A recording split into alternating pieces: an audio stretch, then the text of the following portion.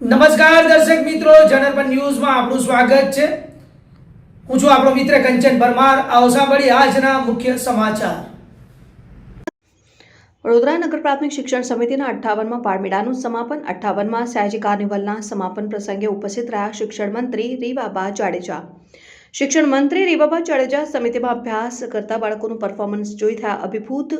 સમિતિની શાળામાં અભ્યાસ કરતા બાળકોએ સાંસ્કૃતિક કાર્યક્રમો અને યોગ સહિતના બતાવ્યા કરતબો।